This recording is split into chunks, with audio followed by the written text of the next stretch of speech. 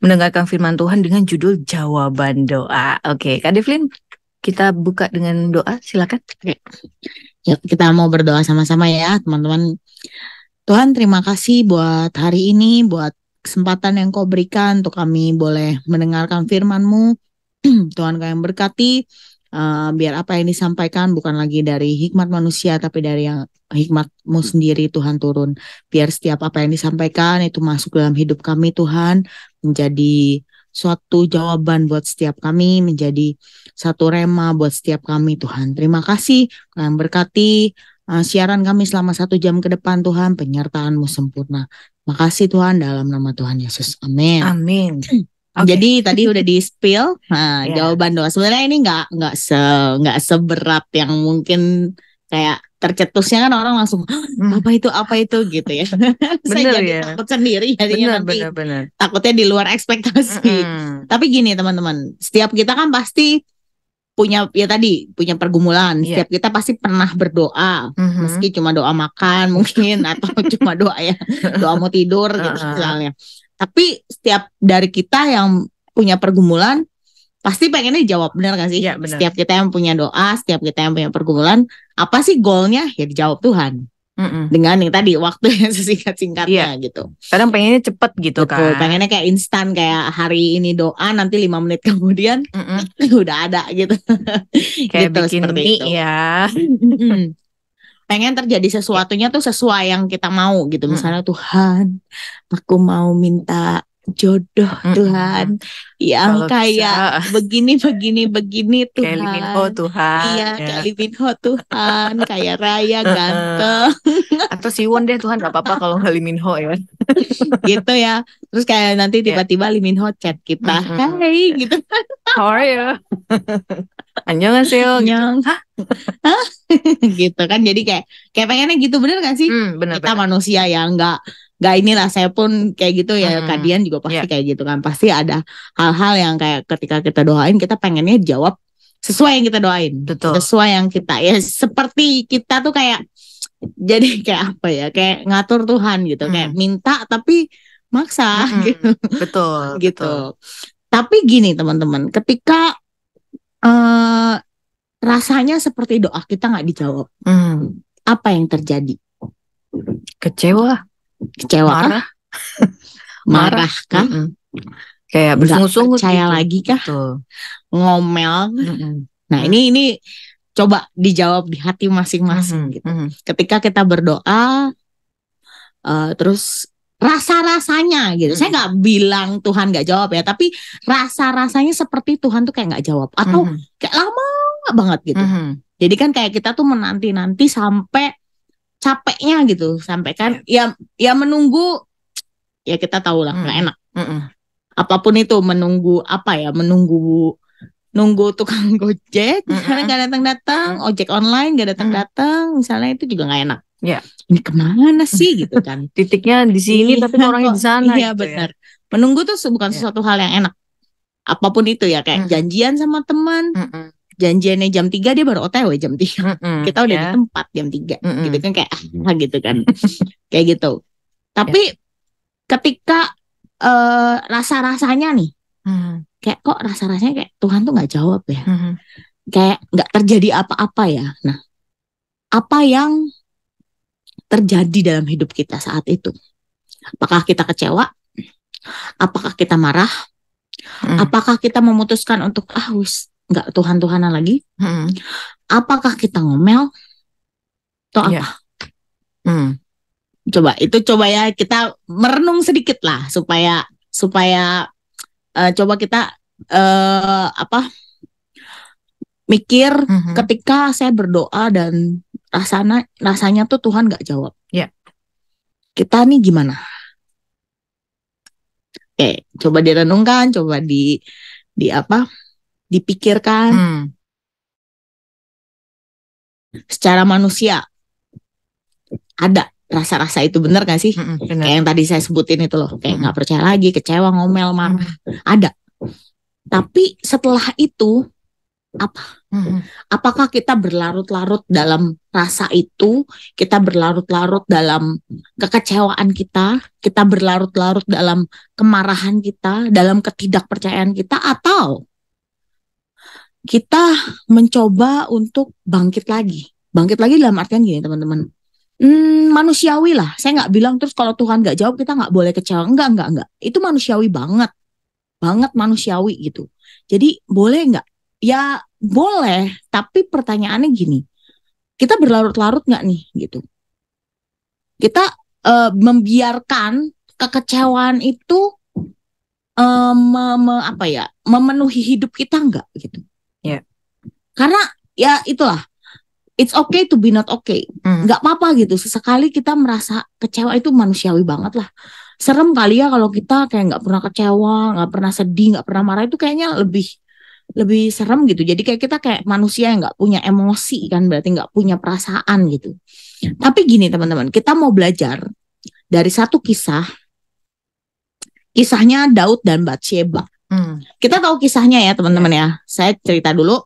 Kita tahu kisahnya Daud dan Batsheba. Daud buat dosa kan, dia ambil istri orang. Itu berdosa di hadapan Tuhan. Ya saya rasa saat itu mungkin Daud juga menyadari, tapi apa ya bahasanya menutup udah kadung gitu kayak udah ya menutup bebal gitu saat kayak itu udah ya. Kalau bahasa Cirebonnya kadung gitu. Udah terlanjur lah gitu. Udah terlanjur sekalian lah gitu kan. Pertamanya kan ini dulu kan, maksudnya dia berbuat zina dulu, lalu akhirnya diambil dengan ya sebenarnya kalau baca Alkitab menurut saya secara tidak langsung Daud jadi otak pembunuhannya Uria gitu kan.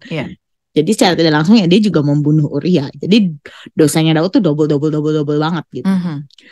Udah tuh ya mungkin zaman itu mungkin jadi perbincangan banyak orang juga, cuma karena dia raja kan mungkin orang-orang juga nggak banyak yang berani gimana ya, mungkin ada gosip kan namanya netizen gitu ya. Ada gosip-gosip itu diambil gitu kan. Betul. Ada misalnya pegawai-pegawainya gitu mungkin ada kali yang julid-julid. Terus sampai satu ketika Tuhan utus Nabi Nathan untuk menegur kan. Tapi Tuhan tuh baik ya. Maksud saya gini, memang tegurannya cukup keras, tapi tuh hebatnya Tuhan tuh dia kayak kasih perumpamaan dulu gitu, yang membuat kita tuh mikir gitu. Tapi puji Tuhannya Daud itu punya sikap hati yang yang nggak berontak gitu. Dia tahu dia salah gitu. Jadi saat ketika menyadari kesalahannya saat gitu ya. ketika dia dituding, ya saya nggak tahu lah, mungkin itu di depan banyak orang, mungkin kan ketika Nathan menghadap ya mungkin ada penggawa-penggawa, mungkin ada apa, mungkin ya banyak yang dengar mungkin kan. Tapi hari itu yang saya salut dari Daud, dia mengakui. Dia nggak yang gua gitu, nggak yang kayak gitu. Dia oh ya saya salah. Sampai satu ketika akhirnya Tuhan menulahi. Jadi anak yang di dalam kandungan Batsheba yang saat itu hasil perbuatan zina mereka, Tuhan menulahi, istilahnya Tuhan bikin anak itu sakit. Ya gitu. Dan Daud berdoa teman-teman. Ya kita lihat ayatnya aja ya biar nggak yang mana ya gitu. Biar bisa gitu, biar bisa betul. Saya bacanya ayatnya pas udah kejadian aja. Di 2 Samuel 12 ayat 15 sampai 23. 2 Samuel 12 ayat 15 sampai 23. Oke. Saya bacakan ya sampai 23 ya. Iya, kita gantian aja kan. Oke. Aku bacain dulu yang ayat 15 ya. Boleh. Kemudian pergilah Nathan ke rumahnya dan Tuhan menulahi anak yang dilahirkan bekas istri Uria bagi Daud. Berarti ini Batsheba ya. Sehingga sakit. Lalu Daud memohon kepada Allah oleh karena anak itu. Ia berpuasa dengan tekun dan apabila ia masuk ke dalam, semalam-malaman itu ia berbaring di tanah. Maka datanglah kepadanya para tua-tua yang di rumahnya untuk meminta ia bangun dari lantai. Tetapi ia tidak mau. Juga ia tidak makan bersama-sama dengan mereka. Pada hari yang ke-7 matilah anak itu. Dan pegawai-pegawai Daud takut memberitahukan kepadanya bahwa anak itu sudah mati. Sebab mereka berkata, ketika anak itu masih hidup, kita telah berbicara kepadanya. Tetapi ia tidak menghiraukan perkataan kita. Bagaimana kita dapat mengatakan kepadanya anak itu sudah mati? Jangan-jangan ia mencelakakan diri. Ketika Daud melihat bahwa pegawai-pegawainya berbisik-bisik, mengertilah ia bahwa anak itu sudah mati. Lalu Daud bertanya kepada pegawai-pegawainya, "Sudah matikah anak itu?" Jawab mereka, "Sudah." Lalu Daud bangun dari lantai, ia mandi dan berurap dan bertukar pakaian. Ia masuk ke dalam rumah Tuhan dan sujud menyembah. Sesudah itu pulanglah ia ke rumahnya dan atas permintaannya dihidangkan kepadanya roti lalu ia makan. Berkatalah pegawai-pegawainya kepadanya, "Apakah artinya hal yang kau perbuat ini? Oleh karena anak yang masih hidup itu engkau berpuasa dan menangis, tetapi sesudah anak itu mati engkau bangun dan makan." Jawabnya, "Selagi anak itu hidup, aku berpuasa dan menangis karena pikirku, siapa tahu Tuhan mengasihani aku sehingga anak itu tetap hidup. Tetapi sekarang ia sudah mati, mengapa aku harus berpuasa? Dapatkah aku mengembalikannya lagi? Aku yang akan pergi kepadanya, tetapi ia tidak akan kembali kepadaku." Ya. Dari situ memang ini konteksnya memang kan Daud salah. Dan tapi gini, dia berdoa, dia minta sama Tuhan, "Tuhan tolong kalau bisa," ya saya nggak tahu doanya apa, ini versi saya aja gitu ya. "Tuhan tolong kalau boleh ya jangan mati. Sembuhkanlah anakku." Sembuhkan. Gitu dia sampai berpuasa teman-teman, sampai ya itu berbaring-baring di lantai. Dia berarti apa ya, meninggalkan kemewahan hidupnya, meninggalkan kedagingannya kan, dia nggak makan, nangis segala macam. Sampai ketika mati selesai. Dan orang-orang heran gitu.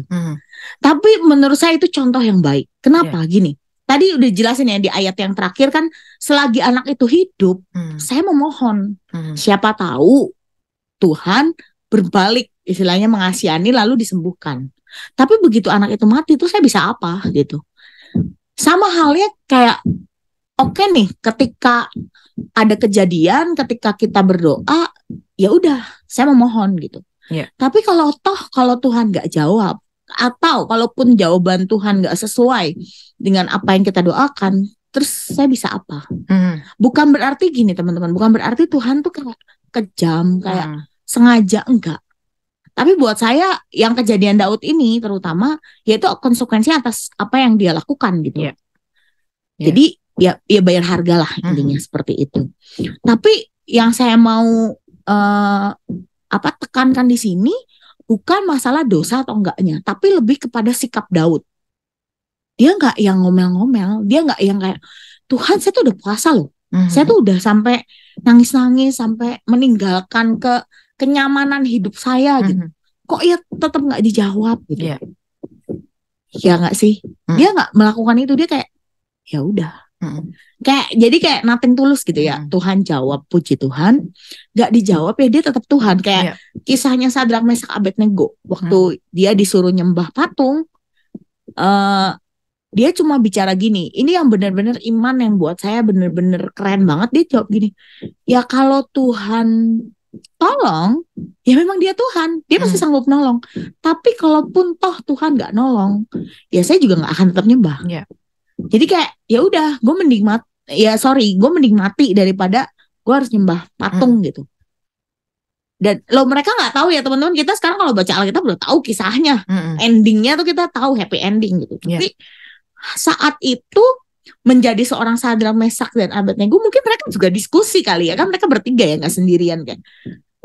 Ya udahlah, bislah kalau misalnya emang harus meninggal di sini ya udah. Yang penting kita nggak melakukan dosa. Yang penting kita tidak berdosa atas perbuatan kita, intinya gitu. Dan akhirnya Tuhan tolong. Ya itu jawabannya, doanya ya bukan doa sih, maksudnya ya Tuhan tolong akhirnya gitu dengan melihat imannya mereka. Itu Daud. Jadi ketika kita berdoa dan Tuhan nggak jawab, seringkali itu apa sih yang terjadi ya, kebanyakan anak muda ya apalagi ya udahlah, nggak usah gereja-gereja lagi lah. Ngapain udah gereja tiap minggu, rajin mungkin udah kan? Gereja terus tambah LG misalnya kan, jadi seminggu bisa kayak 3 kali 4 kali istilahnya ke gereja misalnya gitu. Udah pelayanan, udah memberikan waktu semua ke Tuhan dan segala macam. Tapi toh nggak dijawab tuh gitu. Atau bahkan jawabannya nggak enak buat daging kita secara manusiawi gitu. Ya buat apa lagi? Ya nggak sih, seringkali ya, ini saya nggak yang kayak menghakimi, tapi ya kita pernah muda ya kan, maksudnya kita pernah di posisi saya kayaknya tua banget. Maksudnya kita pernah di posisi anak-anak remaja gitu kan, yang kayak ya itu labil kan, kondisi di mana ya mencari jati diri ya, labil segala macam. Ya bahkan sampai saat ini pun kadang tuh masih ada, ketika doa terus nggak dijawab tuh ada, keselnya tuh ada teman-teman. Tapi jangankan anak muda, tapi orang tua juga begitu. Bener. Ya. Balik lagi, kita mau berlarut-larut nggak sih nih? Atau kita mau membiarkan si kesel ini memenuhi hidup kita gitu, sampai akhirnya kita nggak percaya lagi gitu. Atau kita membiarkan, ya udah kesel nih, ya udahlah, toh Tuhan tuh berdaulat. Dia Tuhan, ya sedih ya kesel ya, itu wajar banget. Betul. Tapi jangan sampai hal-hal itu membuat menggerogoti hidup kita, akhirnya membuat kita tuh jadi ya penuhnya tuh dengan rasa itu gitu, penuhnya dengan rasa kesel, dengan rasa kecewa, bukan dengan rasa syukur, bukan dengan rasa percaya dan segala macam itu. Jadi teman-teman hari ini ketika engkau berdoa, saya tuh belajar banget ya. Ini masih belajar sampai hari ini teman-teman, untuk nothing tulus. Ini juga ada hal yang lagi saya doakan dan sampai hari ini rasa-rasanya kok kayak nggak ada pergerakan gitu ya, kayak stuck aja gitu ya. Nggak ada titiknya aja tuh, nggak ada gitu. Kayak sesuatunya aja tuh kayak kayak orang tuh kalau ngomong setapak awannya aja tuh nggak ada gitu. Tapi saya tuh belajar untuk ya udahlah, kalau emang Tuhan, berat sih teman-teman, ini berat. Saya benar tiap hari saya berdoa tuh saya cuma kayak saya sampai nggak berani ngomong kayak ya Tuhan kalau sampai engkau nggak jawab, saya nggak berani ngomong gitu. Saya cuma, Tuhan tolong banget, saya bilang gitu. Untuk kali ini aja saya sampai ngomong kayak gitu. Saya berdoa tuh sampai kayak gitu, dan kayak sampai saya nggak berani yang ngomong ya kalau engkau nggak jawab saya tetap percaya. Itu jujur teman-teman, saya kayak berat gitu ya, benar gitu untuk dagingnya kita gitu ya. Tapi saya belajar, aduh ini kalau sampai, dan itu ya teman-teman ya, for your info ya, saya tuh tiap selesai doa itu ada suara yang selalu kayak, kalau Tuhan gak jawab gimana, selalu. Dan itu saya cuma kayak gimana ya, cuma aduh pasti Tuhan jawab gitu. Saya cuma kayak ya udahlah, pasti Tuhan jawab gitu. Ya nggak tahu nih, saya masih bergumul lah. Saya nggak tahu nih Tuhan akan ya jawabannya seperti apa, saya nggak tahu. Kalau menurut Kak Devlin sendiri, suara itu tuh mengintimidasi Kak Devlin gak sih? Iya, jadi membuat saya tuh jadi kayak ciut gitu. Kalau Tuhan gak jawab gimana ya gitu.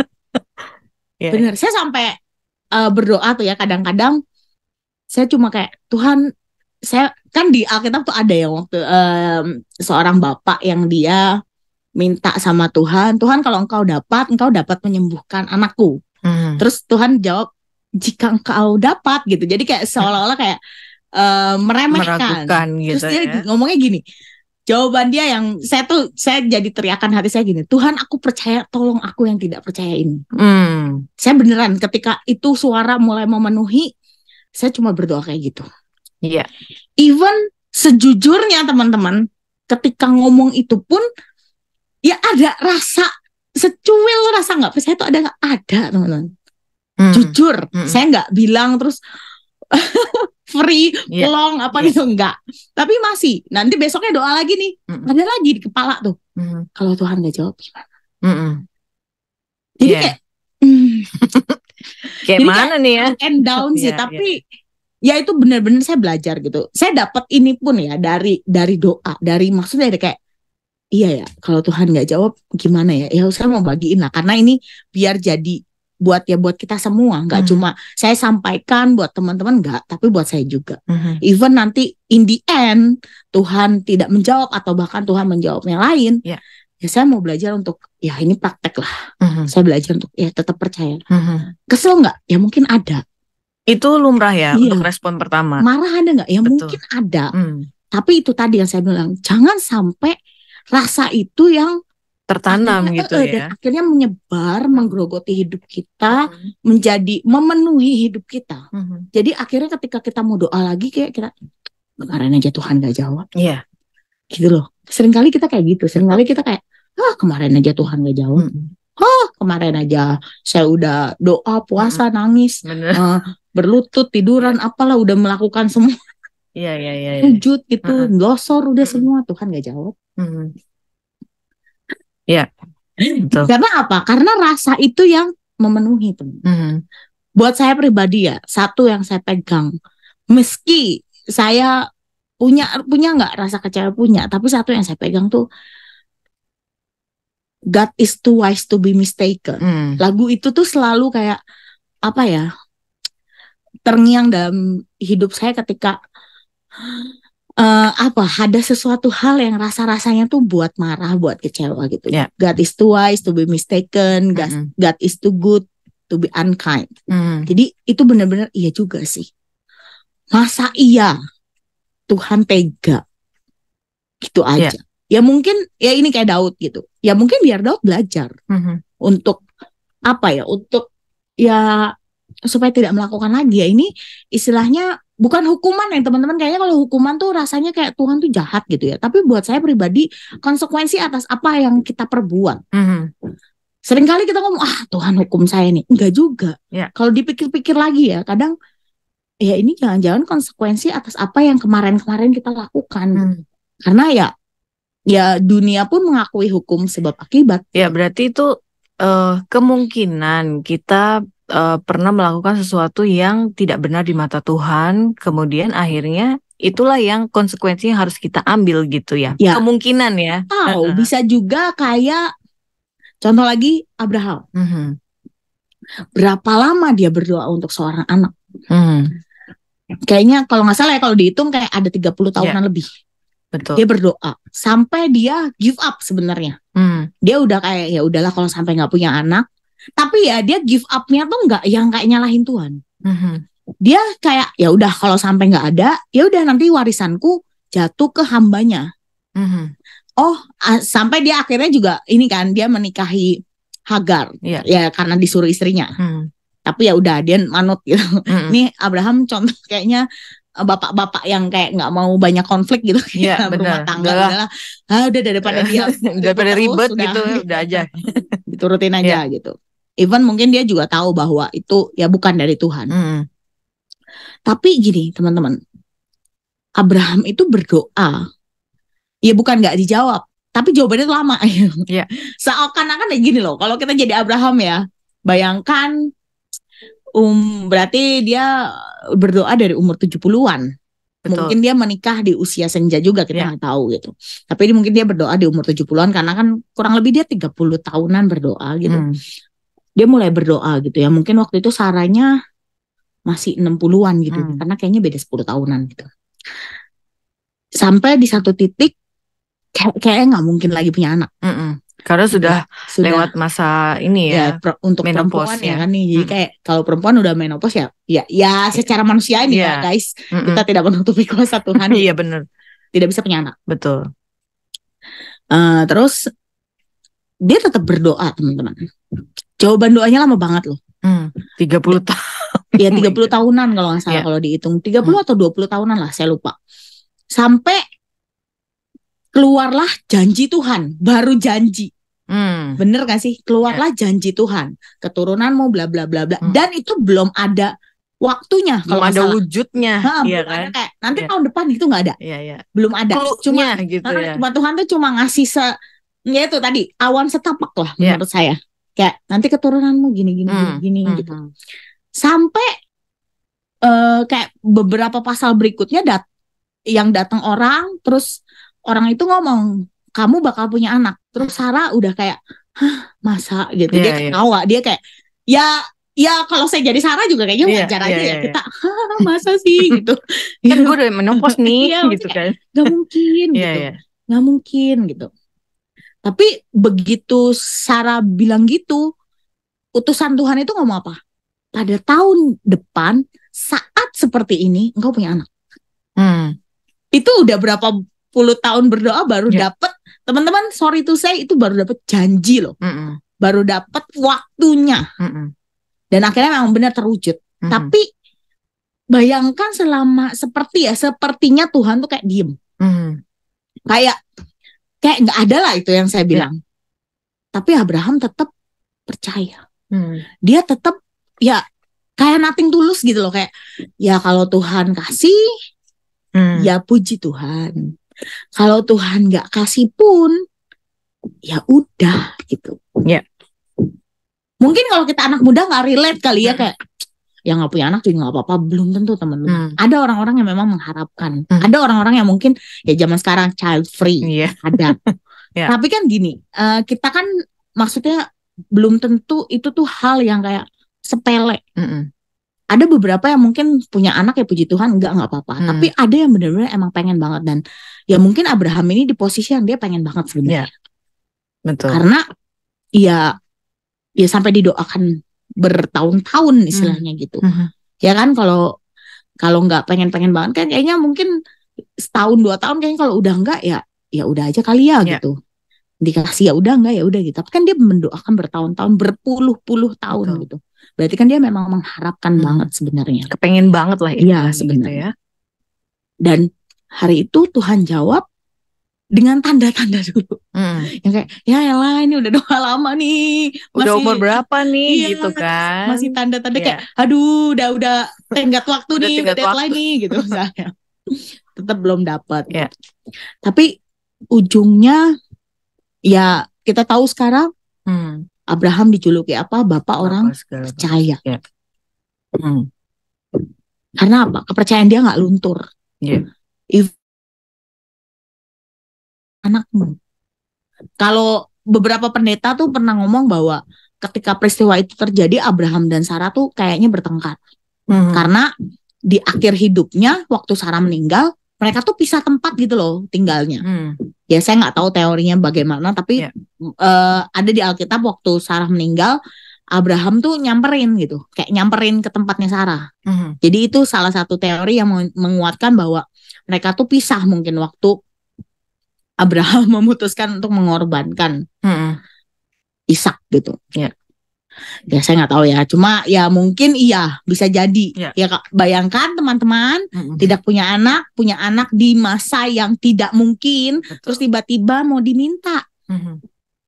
Bayangkan seorang itu ibu imannya kayak betul terguncang gitu kan. Betul. Saya tanya teman-teman saya yang lain yang sudah punya anak pun mereka jawab kayaknya kalau gue jadi Abraham kayaknya enggak deh. Udah nggak tahu mau ngomong apa gitu ya. Enggak deh, kayaknya mungkin jangan nawar yang lain aja sih gitu kan ya. Dan hari itu Abraham nggak nawar ya teman. Di Alkitab sih saya nggak baca, saya nggak tahu ya kalau mungkin dia nawar di belakang nggak ditulis di Alkitab. Tapi secara tertulisnya dia nggak banyak ngomong gitu. Babi bu bebol gitu nggak ya? Ya udah gitu kan. Bahkan ketika bujangnya disuruh tunggu, dia masih punya iman bahwa kami balik gitu. Kata-katanya bukan saya, tapi kami, yang artinya jamak ya kalau kami itu kan. Kami atau kita gitu. Pokoknya jamak lah, kita akan naik ke atas, kamu tunggu sini, nanti kita akan balik. Luar biasa teman-teman. Yang dia tahu anaknya harus dikorbankan hari itu.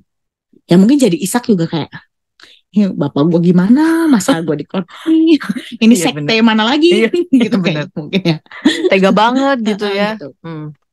Tapi hari itu Abraham lulus teman-teman dengan wah gila, itu benar-benar hal yang kayak kalau kita bayangin di posisi itu kayaknya juga belum tentu seteguh itu imannya.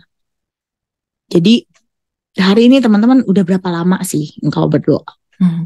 Ayo, kalau memang belum Tuhan jawab, atau kalaupun engkau berdoa dan terus engkau mendapati jawaban yang nggak sesuai, ayo belajar percaya teman-teman. Saya nggak bilang, ketika kita doa terus dijawab nggak sesuai, ini berarti konsekuensi. Enggak. Tadi yang kalian sempat tanyain ya, menurut saya mungkin ada itu, ada case yang itu. Tapi ada juga case di mana Tuhan seperti dalam tanda kutip ya. Mungkin menguji seberapa jauh bisa jadi ya kita sama Tuhan. Kayak Ayub, salah apa coba Ayub? Kalau di Alkitab ya di ayat-ayat awal ya memang mungkin salahnya dia ya ibaratnya dia itu kan orang saleh gitu ya. Tapi kan untuk ke anak-anaknya mungkin dia kurang perhatian atau mungkin ini dia ke anak-anak nggak terlalu yang seketat itu atau ke Tuhan mungkin. Jadi kayak membebaskan anak-anaknya gitu. Jadi ya mungkin nggak terlalu diajarin atau gimana, saya juga nggak tahu, karena yang kita lihat anak-anaknya kan pesta apa buat dosa, tapi kan after itu semua dia minta ampun sama Tuhan, dia memberkati, blessing lagi apa segala macam. Pokoknya intinya dia melakukan yang dia minta belas kasih Tuhan. Sampai satu ketika habis semuanya.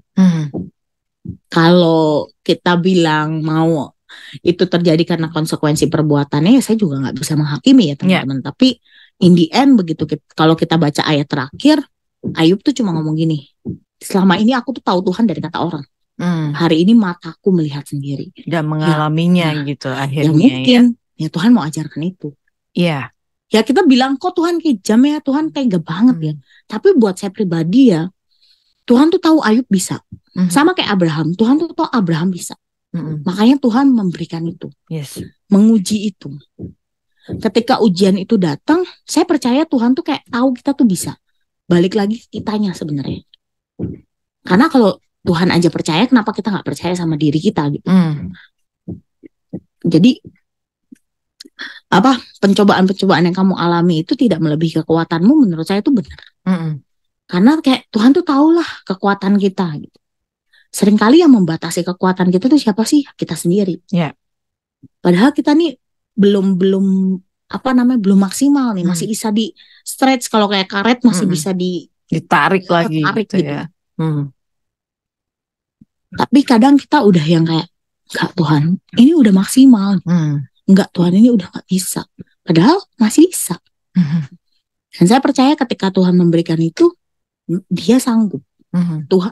Kita sanggup gitu. Dia melihat kita nih bisa. Tapi ya itu tadi, jalannya sama Tuhan. Betul. Gini, kenapa Daud, kenapa Abraham tetap teguh? Karena apa? Pengenalan mereka akan Tuhan yang membuat mereka ya seperti itu. Karena mereka kenal siapa Tuhan mereka. Kenapa Daud ketika istilahnya doa, dia sudah puasa, dia sudah apalah melakukan apa, saya juga nggak paham ya hari itu. Tapi Tuhan tetap ya pada keputusannya. Gitu. Tuhan tetap pada keputusan, nggak, anak ini ya harus mati. Tapi kenapa Daud bisa nggak kecewa? Karena dia kenal Tuhan. Dia tahu ya ini yang terbaik. Mungkin basicnya gini kali ya. Tuhan tuh tahu kedalaman hati kita dan kemampuan kita yang paling dalam gitu ya. Tuhan tahu semuanya tentang kita, tapi kitanya yang hanya tahu di sebatas permukaannya aja gitu ya. Sebatas kulit luarnya. Betul, sebatas kulit luarnya. Tapi ternyata ketika kita seolah-olah terperosok ke dalam lembah kekelaman gitu ya. Tanpa sadar kita tuh baru tahu, oh ternyata gue tuh bisa loh sampai sini gitu kan. Gue tuh tahu, gue tuh diizinkan Tuhan untuk ada di dalam lembah kekelaman tuh, ternyata gue harus mengenal diri gue lebih dalam lagi gitu kan ya. Tapi mungkin ya balik lagi gitu ya, balik lagi ke kayak kalau saya punya prinsip begini, Kak Devlin, kita punya kemauan, kita punya keinginan. Tapi kita tahu keinginan itu baik menurut kita, tetapi Tuhan tahu yang lebih baik gitu ya daripada apa yang kita inginkan, dan itu jauh lebih baik gitu ya. Nah mungkin untuk teman-teman nih ya, kalau Muda Gracia ya, saat ini lagi doa gue nggak dijawab nih gitu kan ya, mungkin bisa introspeksi lagi gitu kali ya, atau ya terus doakan sampai sesuatu terjadi gitu ya, sedetail-detailnya gitu ya. Saya tuh pernah berdoa ya soal pekerjaan teman-teman, dan itu saya doanya detail. Sampai gajinya saya doain. Serius. Saya doa detail gini, saya ngomong, Tuhan, saya mau pekerjaan yang saya tetap bisa melayani Engkau. Kalaupun saya harus ke luar kota misalnya gitu, paling enggak, bukan seenaknya ya teman-teman, tapi lebih kayak paling enggak saya bisa dapat izin enggak yang susah gitu. Terus saya mau gaji sekian. Saya ngomong pertama kali saya ngelamar kerja gitu. Saya mau gaji sekian sih Tuhan. Terus saya pengen kerjaan yang emang rasanya konyol sih. Saya benar-benar cerita loh kayak saya pengen kerjaan yang saya nggak usah make up. Terus pakai kemeja saya nggak keberatan Tuhan. Padahal hari itu saya nggak suka pakai kemeja sebenarnya. Karena ya senangnya kaosan gitu ya. Kayak kalau pakai kemeja tuh kayak kayak badan saya tuh kayak ditek gitu tuh, kayak dipegangin gitu, kayak nggak bisa gerak gitu, rasa-rasanya gitu. Ternyata ada juga kemeja yang ada gombrong-gombrong bisa. Ukuran Oke. Nggak usah ya. Terus gitu, terus saya bilang pakai celana tuh kan, saya nggak mau pakai rok, saya bilang gitu. Pakai sepatu oke lah, nggak apa-apa pakai sepatu gitu. Dan itu terkabul teman-teman. Tapi yang soal gaji itu memang nggak terkabul sesuai yang nominal yang saya ajukan. Ajukan kayak ini ya. Jadi kayak ngelamar ke Tuhan. Proposal ya. Nggak, tapi gini, tapi ya hari itu tuh ketika saya dapat gaji segitu, kan kalau ngelamar kerja kan dikasih tahu nih gajinya sekian gitu. Yeah.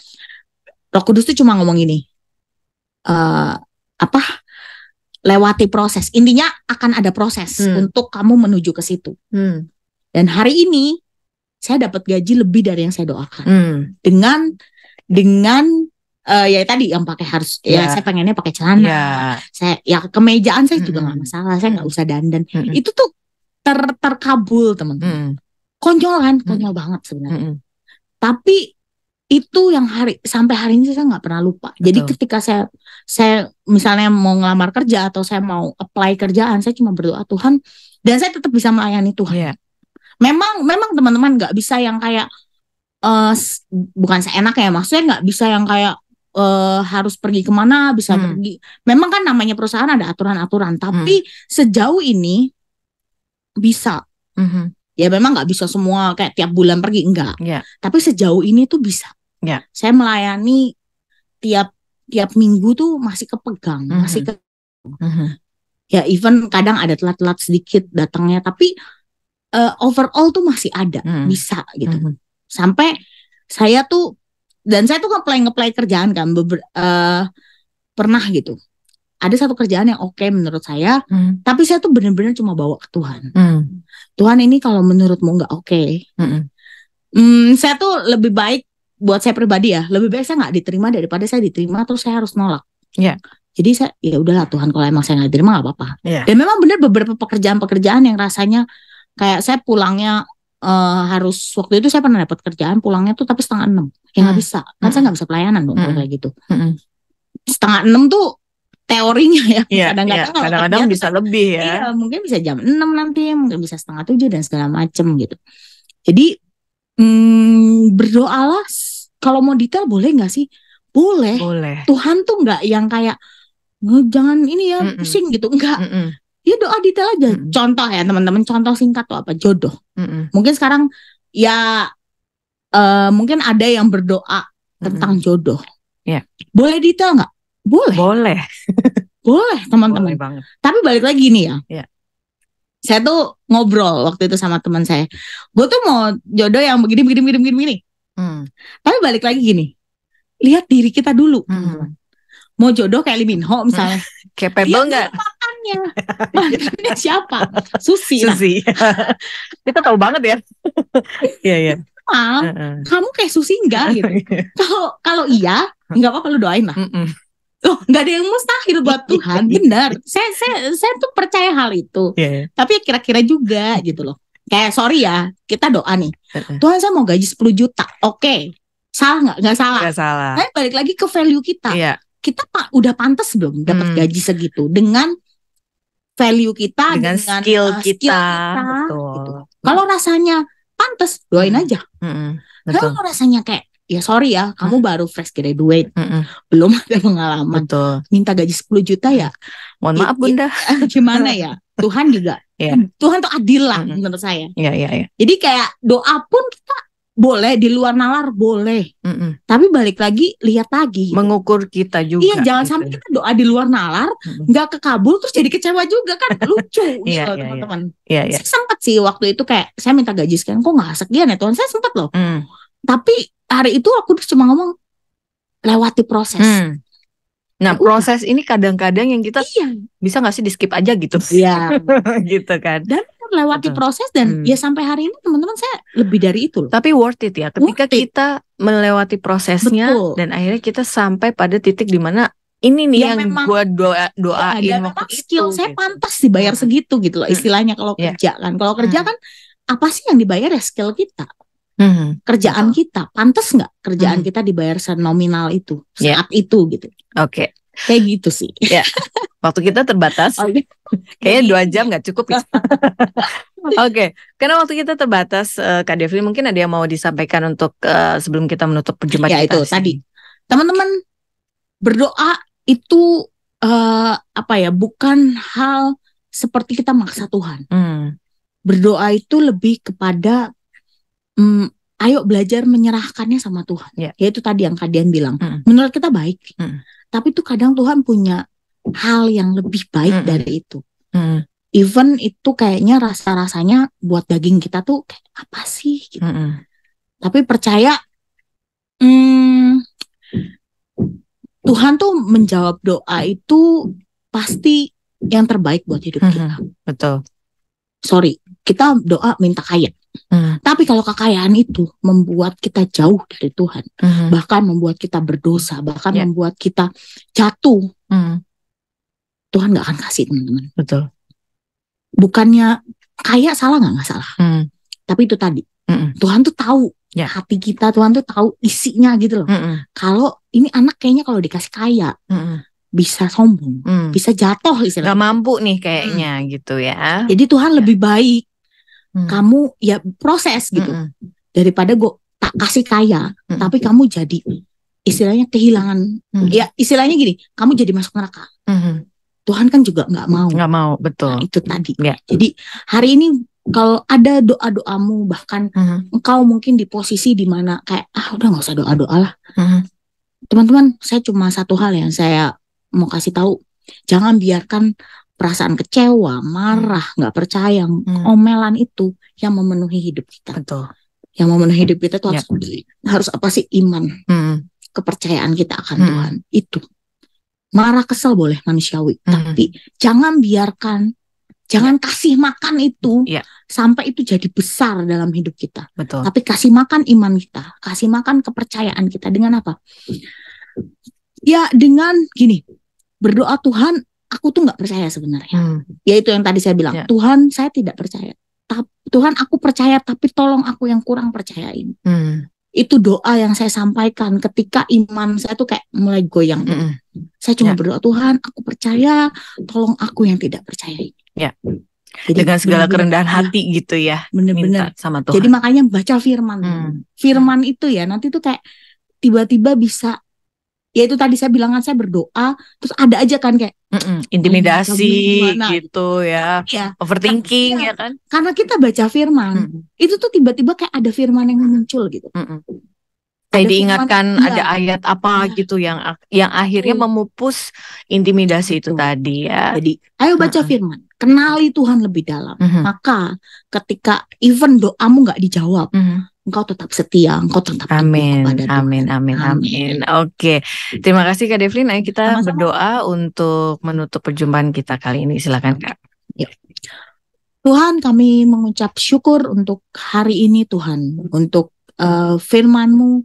Tuhan, berdoa untuk setiap teman-teman pendengar dimanapun mereka berada Tuhan, mereka yang mungkin sedang dalam pergumulan, mereka yang mungkin bahkan sedang di masa-masa kecewa, masa-masa marah Tuhan. Kami berdoa hari ini, Tuhan, Kau yang tetap balut hati mereka Tuhan, buat mereka kembali percaya, buat iman mereka kembali teguh kepadamu Tuhan. Biar Engkau yang ingatkan terus pada setiap mereka bahwa apapun yang terjadi buat hidup mereka, selalu yang terbaik, rancangan-Mu yang sempurna Tuhan. Amin. Terima kasih, kami berdoa biar firman ini Tuhan masuk dalam setiap hati anak-anak-Mu, masuk setiap dalam hati pendengar yang ada Tuhan. Biar gak cuma sekedar di telinga, tapi itu masuk dalam hati, masuk dalam hidup setiap kami Tuhan. Amin. Buat kami belajar dari Abraham, buat kami belajar dari Daud Tuhan, yang mereka tetap teguh kepadamu Tuhan.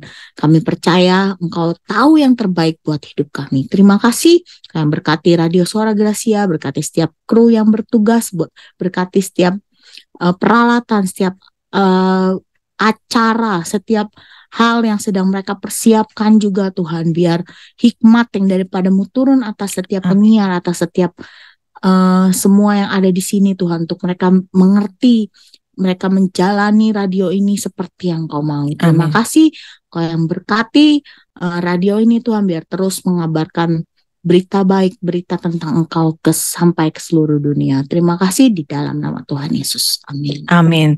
Oke, mungkin ada informasi yang bisa disampaikan dari Lifeguard Youth Community. Lifeguard Community kita ibadah setiap hari Jumat jam 6 sore di Gedung Gracia lantai 2. Kita nggak ada libur nih ya, jadi jalan terus ya. Terus kita kalau yang lagi nggak liburan keluar kota bisa datang.